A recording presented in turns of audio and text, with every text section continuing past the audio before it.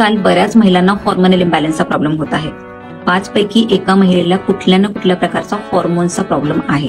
जे काही hormonal disease आहेत म्हणजे पीसीओडी, पीसीओएस किंवा एंडोमेट्रिओसिस, ॲडिनोमायोसिस आहे, फायब्रॉइड आहे, ओव्हेरियन सिस्ट आहे, थायरॉइडचा प्रॉब्लेम आहे, स्पेशली हायपोथायरॉइडिझम हा आजार. तो असे बरेच काही हॉर्मोनल इम्बॅलन्सचे आजार आहेत. या हॉर्मोनल इम्बॅलन्समध्ये पिंपल्स येणं किंवा हेअरफॉल होणं, पिरियड्स इरेग्युलर होणं, वेट वाढणं, बेली फॅट वाढणं असे बरेच सिम्पटम्स दिसायला लागतात. सो हे हॉर्मोनल इम्बॅलन्स होण्यामागची नक्की कारण काय काय आहेत? पहिलं जे कारण आहे तुमचं डाएट. तुमच्या डाएटमध्ये किंवा तुमच्या आहारामध्ये अति प्रमाणात शुगर किंवा कार्बोहायड्रेट्स ह्याचं प्रमाण असेल तर तुम्हाला हॉर्मोनल इम्बॅलन्स होऊ शकतो. कारण एक्सेस शुगर किंवा कार्बोहायड्रेट्स यामुळे काय होतं, इन्सुलिन रेझिस्टन्सचा प्रॉब्लेम होतो आणि त्यामुळे हॉर्मोनल इम्बॅलन्स होऊ शकतो. नंतर दुसरं जे कारण आहे ते म्हणजे एका जागी खूप अतिवेळ बसणं आणि एक्सरसाइज न करणं.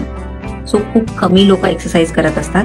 त्यामुळे जर तुम्ही एका जागी खूप अतिवेळ बसत असाल तर तुमच्या शरीराचं सर्क्युलेशन व्यवस्थित होत नाही आणि शरीराचं सर्क्युलेशन व्यवस्थित न झाल्यामुळे आपलं शरीर व्यवस्थित फंक्शनही करत नाही आणि त्यामुळे हॉर्मोनल इम्बॅलन्सचा प्रॉब्लेम होऊ शकतो. नंतर तिसरं जे कारण आहे ते म्हणजे न्यूट्रिशनल डेफिशियन्सीज. काही पोषक तत्वांच्या कमतरतेमुळेही हॉर्मोनल इम्बॅलन्सचा प्रॉब्लेम होऊ शकतो आणि ही पोषक तत्व आहेत vitamin D3, omega 3, iron, B12 आणि झिंक. सगळे जे पोषक तत्व आहेत ते आपल्या हॉर्मोन्सचं फंक्शन व्यवस्थित चालण्यासाठी गरजेचे असतात.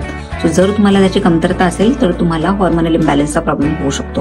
आणि चौथं आणि खूप महत्त्वाचं जे कारण आहे ते म्हणजे स्ट्रेस किंवा मानसिक तणाव. सो तुमची झोप व्यवस्थित होत नसेल, तुम्हाला एन्झायटीचा प्रॉब्लेम असेल किंवा कुठल्याही प्रकारची क्रॉनिक स्ट्रेस असेल तरीही तुम्हाला हॉर्मोनल इम्बॅलन्सचा प्रॉब्लेम होऊ शकतो.